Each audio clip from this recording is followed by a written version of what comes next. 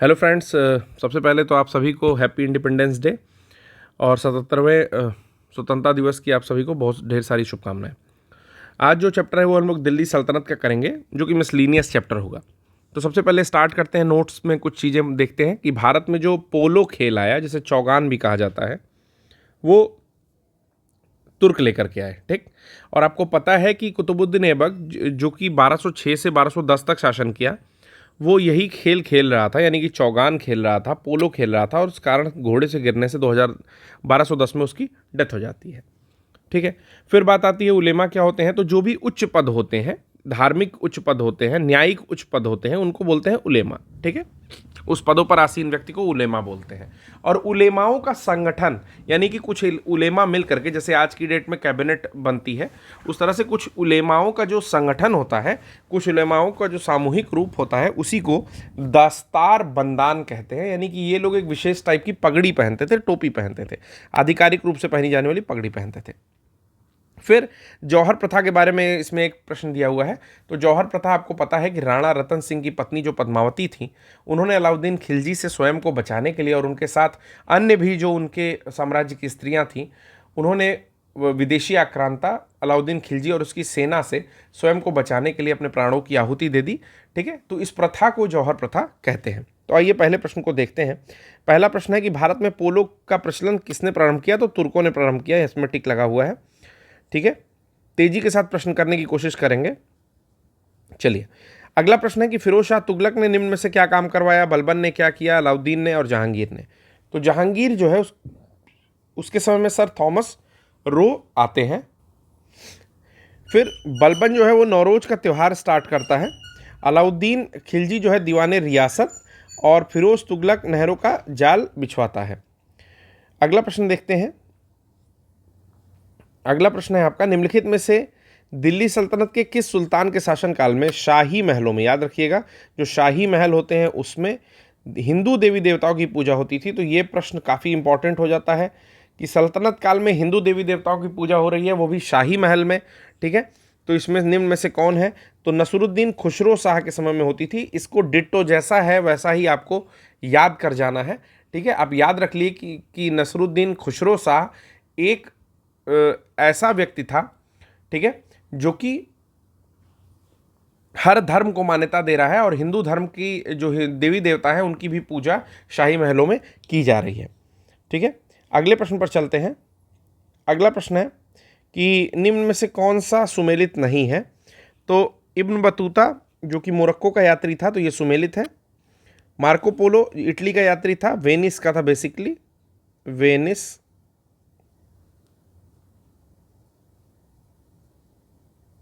का यात्री था इटली में। ठीक है, ये भी करेक्ट है। अब्दुल रज़ाक जो है ये इनकरेक्ट ऑप्शन है, ऑप्शन सी होगा इसका। और नूनीस जो है वो पुर्तगाल का यात्री था, जो कि विजयनगर के शासनकाल में आया था। और आपका जो अब्दुल रज़ाक है, अब्दुल रज़ाक टर्की का नहीं है, Abdul Razzaq I think Iran का यात्री है। ठीक है ना, ईरान का यात्री है। देख लेते हैं। तो अब्दुल रज़ाक देवराय द्वितीय के काल में आता है, ईरानी यात्री है। ठीक है, अब्दुल रज़ाक कहाँ का है, ईरानी यात्री है, देवराय द्वितीय के शासनकाल में आता है। और नूनीस जो है पुर्तगाल का यात्री है, और एक घोड़ा का व्यापारी है। ये नूनीस क्या है, घोड़े का व्यापारी है। अगला प्रश्न आता है कि इनके पधारने का अनुक्रम क्या रहा। Ibn Battuta, Tavernier, Manucci and Alberuni. तो देखिए मनुची जो है, मनुची आपका आता है दारा शिकोह के टाइम में। ठीक। अलबरूनी जो है वो आ जाता है आपका गजनवी के टाइम में, यानी कि सबसे पहले अलबरूनी ही आता है। इब्न बतूता आता है मोहम्मद बिन तुगलक के टाइम में। ठीक, 3 का हम लोगों ने गेस कर लिया। तो ऑप्शन जो स्टार्ट होगा वो 3 से स्टार्ट होगा। तो 1 2 3 यानी कि ऑप्शन होगा बी। अब देखते हैं ट्रेवेर्नियर कब आया। तो पहले पढ़ लेते हैं अलबरूनी का। तो अलबरूनी जो है गजनवी के समय भारत विजय से पहले एक विद्वान था, और उसी के समय में यह भारत आया। ठीक। अगला पढ़ते हैं इब्न बतूता का। तो मोरक्को यानी कि अफ्रीकन यात्री था, मोहम्मद बिन तुगलक के काल में आता है, 1325 से 51 के बीच में। और 1342 में ये चीज़ याद रखनी है कि 1342 में मोहम्मद बिन तुगलक ने इब्न बतूता को इब्न बतूता को कहाँ भेजा? तो चीन भेजा। किस लिए भेजा? राजदूत बनाकर भेजा। ओके। अगला है ट्रेवेनियर, तो फ्रांसीसी यात्री है। मनुची जो है इटली का है। मनुची कहाँ का है? इटली का है। और ये आता है आपका शहजादा शिकोह, दारा शिकोह के काल में। ठीक है, तो 14 वर्ष की अल्पायु में ही वहाँ से भाग गया था। ये तोपची की नौकरी भी करता था, बाद में चिकित्सक बन गया, यानी कि डॉक्टर बन जाता है। स्टोरियो दो मोगोर नाम का एक संस्करण लिखता है, जिसको भारत का दर्पण कहा जाता है। 17वीं शताब्दी में स्टोरियो दो मोगोर लिखता है मनुची। ट्रेवेनियर का याद रखना है कि शाहजहां के काल में ट्रेवेनियर आया और इसने बताया कि मैंने 6 बार यात्रा की है। ट्रेवल्स इन इंडिया नाम की बुक भी लिखा हूँ। अगला है कि दस्तार बंदान कौन कहलाते हैं? सूफी संत, खान, मलिक या उलेमा? तो उलेमाओं का एक गुट है जिसे दस्तार बंदान कहते हैं, अभी हमने देखा है, जो कि अपने दस्तार बंदान का अर्थ होता है पगड़ी पहनने वाले। ये अपने सर पर आधिकारिक रूप से पहनने जाने वाली पगड़ी को पहनते हैं। फिर दिशा सूचक का भारतीय महासागरों में प्रयोग की प्रारंभिक सूचना, जो कंपास होता है, यानी कि मैग्नेटिक कंपास,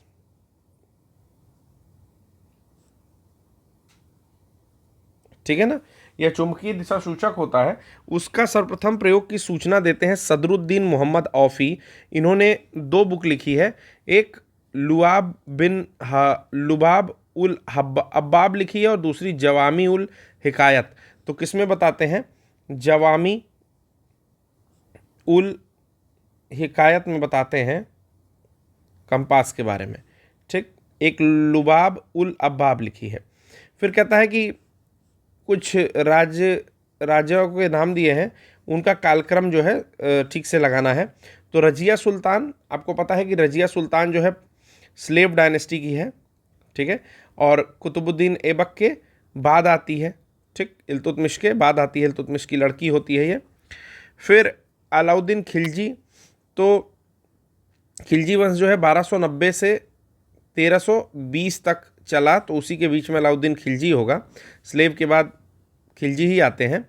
फिर है शेर शाह। शेर शाह जो है हुमायूं का समकालीन है, ठीक है ना। उसके बाद आते हैं अकबर। तो ऑप्शन होना चाहिए 4312, 4312। तो 4312 पहले से लगा हुआ है, ये करेक्ट ऑप्शन है सी। देख लीजिए इसमें शासनकाल, ये 1236 से 40 तक रहती हैं। उसके बाद अलाउद्दीन खिलजी 96 से 1316 तक रहते हैं। फिर 1540 से 45 में शेर शाह रहता है और 1556 से 1605 में अकबर रहता है। आपको कमेंट करके बताना है कि अकबर ने दास प्रथा को कब समाप्त किया। ठीक है, और शेर शाह का मकबरा कहाँ है।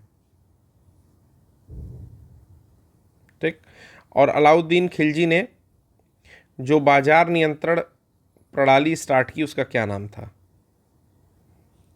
और रजिया सुल्तान कौन सी महिला शासिका है, मतलब चौथे नंबर की महिला शासिका है। अगले प्रश्न पर चलते हैं। ठीक है, मैं थोड़ा सा तेजी से कर रहा हूँ, आप लोग को लग रहा होगा कि ये तेजी से कर रहे हैं, ठीक है, बट इसलिए मैं कर रहा हूँ क्योंकि आपका रिवाइज हो सके एग्जाम टाइम तक। ठीक है, मतलब अगर आप पीसीएस के लिए जा रहे हैं, तो अगर आप पीईटी के लिए जा रहे हैं तो कम से कम वो चीज़ कवर हो सके। आता है चंदवाड़ का युद्ध। तो अभी मुझे कोई आइडिया नहीं है चंदवाड़ के युद्ध का। तैमूर का आक्रमण 1398 में हुआ था। तल्लीकोटा का युद्ध हुआ था 1565 में, जिसको राक्षसी तंगड़ी भी कहते हैं। राक्षसी तंगड़ी का युद्ध, राक्षसी और तंगड़ी नामक 2 गांवों के बीच में हुआ है। घाघरा का युद्ध जो है वो आपका हुआ है 1529 में। किसने किया है? ये किया है बाबर ने। ठीक है ना, बाबर की जो बाबरनामा इसने लिखी है, किस लैंग्वेज में लिखी है? तो तुर्की में लिखी है, तुर्की में लिखी हुई है। ठीक है ना, ये क्वेश्चन पूछता है। चंदवाड़ का युद्ध 1194। तो ये बेसिकली मुझे जहाँ तक आइडिया है, ये चंदवाड़ का युद्ध नहीं है, ये चंदावर का युद्ध है। चंदावर जो है वर्तमान फर्रुखाबाद के क्षेत्र को कहते हैं। ये हुआ था आपका जयचंद के साथ। कौन लड़ा था? मोहम्मद गोरी। ठीक, चलिए अगले प्रश्न पर चलते हैं। तो ऑप्शन डी है, करेक्ट कर लीजिएगा। अगला है कौन सा सुमेलित नहीं है? तो बाज बहादुर, ये मालवा के शासक हैं। रजिया सुल्तान दिल्ली की हैं। चांद बीबी अवध की शासिका नहीं है। ये अहमदपुर के, ठीक है, जो शासक हैं उनकी लड़की थी ये, और बहादुर शाह ये गुजरात का है। बेसिकली ये बहादुर शाह वन नहीं है, ना ही जफ़र है, ये बहादुर शाह गुजरात का शासक है। तो देख लेते हैं कि अहमदनगर के तीसरे अहमदनगर तीसरे जो शासक हैं हुसैन निजाम शाह प्रथम की पुत्री हैं, जिनका संबंध अवध से नहीं है, ठीक ना, बल्कि अहमदनगर और बीजापुर से है। और बहादुर शाह जो है वो गुजरात के शासक थे, और बाज बहादुर जो थे वो थे मालवा के। अगले प्रश्न पर चलते हैं। 4 क्रम दिया हुआ है और उसमें सही कालानुक्रम बताना है। 4 घटनाएं दी हुई हैं। पहला है विजयनगर के कृष्णदेवराय का शासनकाल। तो 1509 में इन्होंने सत्ता प्राप्त की, 1509, ठीक है। कुतुब मीनार का निर्माण तो 1206 से 1210 के बीच में स्टार्ट हुआ होगा। फिर है पुर्तगालियों का भारत आगमन, तो 1498। और फिरोज शाह तुगलक की मृत्यु, तो चूंकि तुगलक का टाइम एग्जैक्टली नहीं पता है, लेकिन ये पता है कि 1320 के बाद ही तुगलक आते हैं, ठीक है, और रहते हैं आपके 1414 के आसपास तक रहते हैं, ठीक है। तो फिरोज तुगलक जो है वो गयासुद्दीन तुगलक, फिर मोहम्मद बिन तुगलक, फिर फिरोज तुगलक, यानी कि फिरोज तुगलक 1350 के बाद ही आया होगा, ठीक है। तो उसकी मृत्यु जो हुई होगी वो 1360 से लेकर के 1400 के बीच में कहीं पर हुई होगी। एग्जैक्टली नहीं पता है, बट एक डेट लाइन बना रहा हूँ। तो इसके अकॉर्डिंग हम लोग का ऑप्शन क्या होगा, 2 से स्टार्ट होगा ऑप्शन, ठीक है ना। 2 के बाद होगा 4, 2 के बाद होगा 4, तो ए और बी दोनों में 4 है। नेक्स्ट है 3, तो 2 4 3, यानी कि option A will be the correct answer, ठीक। तो देख लेते हैं कि मृत्यु जो हुई है 1388 में हुई है, ठीक है। तो इसको करेक्ट कर लेंगे। फिरोज शाह की मृत्यु हुई है 1388 में। अगला है मोहम्मद तुगलक द्वारा राजधानी का स्थानांतरण। नेक्स्ट है अफगानपुर षड्यंत्र, फिर जलालुद्दीन खिलजी की हत्या और तराइन का द्वितीय युद्ध। तो जो आता है उसका डेट जैसे मैंने बताया है कि लिख लिया करिए। तो तराइन का द्वितीय युद्ध होता है 1192 में, ठीक। तो ये कंफर्म हो गया कि तराइन का द्वितीय युद्ध 1192 में होता है। जलालुद्दीन खिलजी की हत्या तो ये 1296, यानी कि 90 से शासन चलता है 1320 तक, और 96 में हत्या होती है पहले सरदार खिलजी सरदार जलालुद्दीन खिलजी की। मोहम्मद बिन तुगलक का राजधानी स्थानांतरण, तो ये 1325 से शासन करने बैठता है, और कुल 25-30 साल शासन करता है, एग्जैक्टली नहीं पता है। तो 1325 में जो है शासन करने ये बैठता है, ठीक है, और 25 साल मोटी मोटा शासन करता है, तो एग्जैक्टली शायद 51 तक शासन करता है, ठीक है। और अफगानपुर षड्यंत्र नहीं पता है। तो अब ऑप्शन पर आते हैं। मेरे हिसाब से 4 से स्टार्ट होना चाहिए, तो ऑप्शन ए 4 से स्टार्ट हो रहा है। अफगानपुर षड्यंत्र नहीं पता है, ठीक है। तो कोई ऑप्शन 2 से स्टार्ट नहीं हो रहा है, यानी कि ऑप्शन ये सबसे पहला नहीं है, उस हिसाब से 4 ही सबसे पहला होगा। तो option A will be the correct answer. आइए देखते हैं अफगानपुर षड्यंत्र क्या था। तो इसमें देता है कि 1192 में तराइन के द्वितीय युद्ध में मोहम्मद गोरी द्वारा पृथ्वीराज चौहान की पराजय हो गई, मुस्लिम शक्ति की स्थापना होती है। 1296 में जलालुद्दीन खिलजी की हत्या होती है। अफगानपुर षड्यंत्र द्वारा उलूग खां यानी कि मोहम्मद बिन तुगलक को सुल्तान गयासुद्दीन की हत्या का दोषी माना जाता है, ठीक है।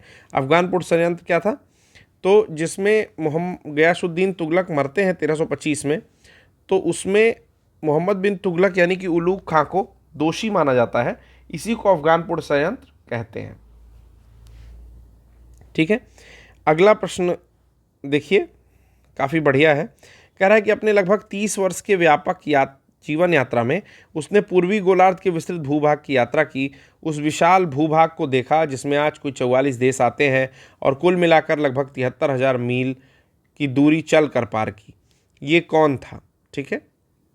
तो पहले तो कोई तगड़ा आदमी होगा जो कि इतना दूरी चल करके पार किया है, ठीक है। तो आपको पता है कि मेगास्थनीज जो है इन्होंने इंडिका लिखा, ये आए किसके साथ, तो सेल्यूकस निकेटर के साथ आ सकते हैं, जो कि चंद्रगुप्त के समय में आते हैं, और ये कुल मिलाकर के यूनान के आसपास के होंगे, ठीक है। फिर फाहियान, तो ये चीनी यात्री है, मार्को पोलो इटली का है और इब्न बतूता है आपके मोरक्को के। ठीक, मोरक्को यानी कि अफ्रीका।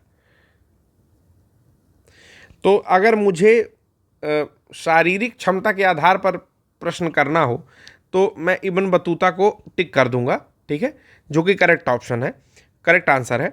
ठीक है, उससे भी कर सकते हैं क्योंकि मोरक्को का आदमी अफ्रीकन है, थोड़ा तगड़े होते हैं, शरीर से मजबूत होते हैं। ठीक है, तो ये इतना ज़्यादा दूरी चल करके पार कर सकते हैं। ठीक, लेकिन आपको एक बात और बता देता हूँ कि इसके अलावा भी एक व्यक्ति है जिसने, एक यात्री है जिसने इतनी यात्रा पैदल की है। इतनी नहीं की है लेकिन उसने भी कोशिश किया है। कंपैरिजन नहीं कर सकते, इनका अधिक है, लेकिन उसने भी कोशिश की है। उनके बारे में बता देता हूँ। तो उनका नाम है Marco Polo. Basically Marco Polo जो है वो आपके जाके मिलते हैं मंगोलों से और मंगोल इनकी बहुत सहायता करते हैं। तो मंगोलों की सहायता से ये काफ़ी यात्रा किए होते हैं। इन्होंने 73,000 मील किया, तो मार्को पोलो ने लगभग 24,000 माइल की यात्रा की है। ठीक है, अगले प्रश्न पर आते हैं। इसका करेक्ट जवाब है इब्न बतूता, ठीक है, डी, जो कि मोरक्को यात्री थे। यहां पर देखिए इसका भी दिया हुआ है कि 1271 में अपनी यात्रा प्रारंभ करके मार्को पोलो 24 वर्ष तक लगभग 24,000 मील की यात्रा करता है और मंगोल शासक जो मैंने बताया कुबलई खान नाम है, उनसे सहायता प्राप्त करके मध्य पूर्व, मध्य एशिया, चीन और मंगोलिया में यात्रा करते हैं। निश्चित रूप से मार्को पोलो शिखर यायावरों में से एक था। यायावर मतलब घुमक्कड़। किंतु मोरक्को का इब्न बतूता भूभाग की लंबाई एवं विशालता के दृष्टि से मार्को पोलो से भी बड़ा घुमक्कड़ था। जो मैंने बताया, उसने कुछ नहीं छोड़ा है। लगभग दक्षिण अफ्रीका, पश्चिमी अफ्रीका, दक्षिणी पूर्वी यूरोप, मध्य पूर्व, भारतीय उपमहाद्वीप, मध्य एशिया, दक्षिण पूर्वी एशिया, चीन सहित 44 देशों और 73,000 मील की दूरी 30 वर्ष के जीवन यात्रा में की है। अगला प्रश्न देखते हैं कि कौन सा सही सुमेलित है। तो कृष्णदेव राय सम्रांगण सूत्रधार नहीं लिखे हैं। महेंद्र वर्मन सोमेश्वर अमुक्त माल्याद नहीं लिखे हैं, वो कृष्णदेव राय लिखे हैं। भोजदेव मनसोल्लास, तो मुझे महेंद्र देव वर्मन का मत विलास प्रहसन लगता है, सही है ये।